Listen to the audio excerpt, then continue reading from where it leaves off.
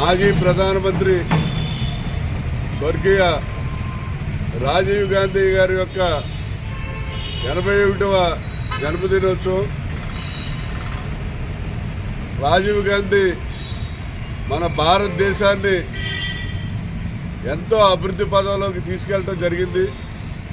ఆయన హయాంలోనే ఈ సెల్ ఫోన్లు, టీవీలు అన్నీ కూడా, ఎలక్ట్రానిక్ వస్తువులన్నీ కూడా ఆయన టైంలోనే భారతదేశానికి ఆయన తీసుకొచ్చి భారతదేశానికి అభివృద్ధికి కారకుడయ్యారు.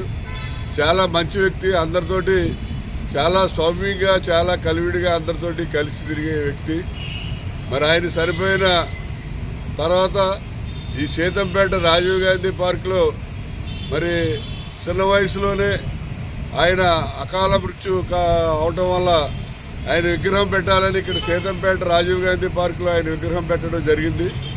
ఈ విగ్రహాన్ని మాజీ ముఖ్యమంత్రి వర్యులు డాక్టర్ వైఎస్ రాజశేఖర రెడ్డి గారు వచ్చి ఈ విగ్రహాన్ని మరి ప్రారంభించడం జరిగింది. మరి ఇక రాజీవ్ గాంధీతో నా జ్ఞాపకాలు చెప్పుకోవాల్సి వస్తే, ఆయన రాజమండ్రి పబ్లిక్ మీటింగ్ అని చెప్పి ఆయన చనిపోయే ఒక 2 రోజుల ముందు ఈ రాజమండ్రికి రావడం జరిగింది. మీటింగు ఆ గవర్నమెంట్ హాస్పిటల్ ఎదురుగుండా ఉన్నటువంటి సెంట్రల్ జైలు స్థలంలో, అప్పటికి గోడలు అవి ఏం కట్టలేదు. తెల్లవారుజామున 2:30 ఆ టైంకి 3 లక్షల మంది జనాభాతో ఆ వేళ మీటింగ్ జరిగింది. ఆ రోజుల్లో రాజీవ్ గాంధీని చూడాలని చెప్పి ఊర్ల నుంచి అన్ని జిల్లా, ఉమ్మడి తూర్పుగోదావరి, పశ్చిమ గోదావరి జిల్లాల నుంచి జనం అందరూ కూడా రావడం జరిగింది. తెల్లవారుజామున 2:30కే ఆయన మీటింగ్ జరిగింది. ఎవ్వరు కూడా కదలలేదు, అందరూ కూడా జనం అంతా అలాగే ఉన్నారు.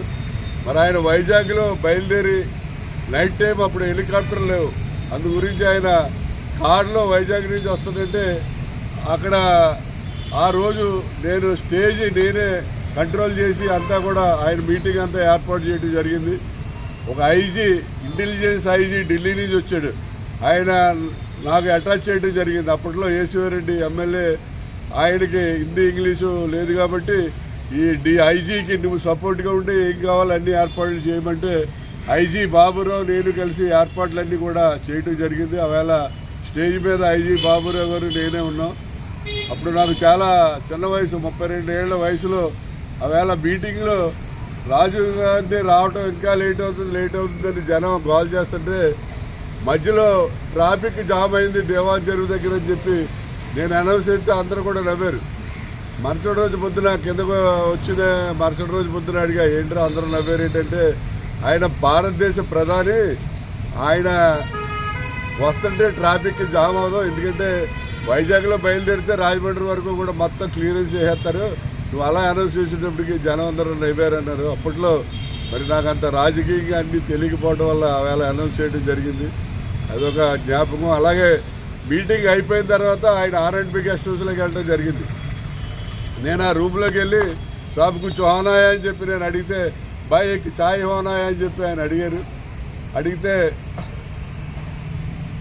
తెల్లవారుజామున 3 గంటల సమయం, టీ ఎవడెత్తాడు ఎవడో ఆ వాచ్మెన్ అతన్ని లెగ్గొట్టి, బాబు మీ ఆవిడతో టీ పెట్టించమంటే అతను వాళ్ళ ఆవిడతో టీ పెట్టించడం జరిగింది.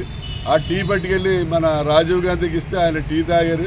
టీ తాగిన తర్వాత గుడ్ నైట్ సార్ అని చెప్పి ఆ టీ కప్ తీసుకుని నేను బయటకు వచ్చేస్తే నేను ఇంటికి వెళ్ళిపోదామని చెప్పి వస్తుంటే R&B గెస్ట్ హౌస్ దగ్గర మెయిన్ గేట్ దగ్గర మన రామలింగ సిద్ధాంతి గారు, మరి ఆయన పెద్ద జళ్ళ అయ్యి ఉండి పెద్ద ఇదిగా మహారుషిలో ఉండేవాడు.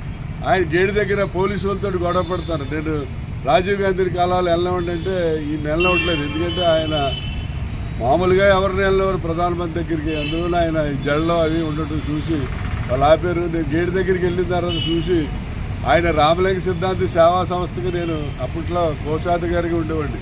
సార్ ఏంటి మీరు వచ్చారంటే, అన్నయ్య రెడ్డి నేను రాజీవ్ గాంధీని కాలాలి, ఇందిరాగాంధీ కాంస్ విగ్రహం పెట్టాం కదా వై జంక్షన్లో, ఆయనే ఓపెన్ చేయాలని అన్నాడు. కానీ పోలీసు వాళ్ళతోటి మాట్లాడి సెక్యూరిటీ వాళ్ళతోటి ఆయన రాజీవ్ గాంధీ దగ్గర తీసుకెళ్తే రాజీవ్ గాంధీ వెంటనే వాళ్ళ పిఏని పిలిచి, పొద్దుటే మనం బయలుదేరి వెళ్ళిపోయేటప్పుడు నువ్వు వై జంక్షన్లో స్టాచ్యూ ఓపెన్ చేసి వెళ్తాం, ప్రోగ్రాంలో రాసుకోమంటే రాసుకున్నాడు. అదేవిధంగా ఆయన పొద్దుట వెళ్ళిపోయేటప్పుడు తెల్లవారుజామున 5:30, 6కి అక్కడ విగ్రహాన్ని ఓపెన్ చేసి ఆయన పెరంబూర్ వెళ్ళటం జరిగింది. ఆ తర్వాత నెక్స్ట్ డే ఆయన్ని మరి శ్రీలంక తీవ్రవాదుల చేతుల్లో ఆయన అసూలు బాచడం జరిగింది. ఆయన చాలా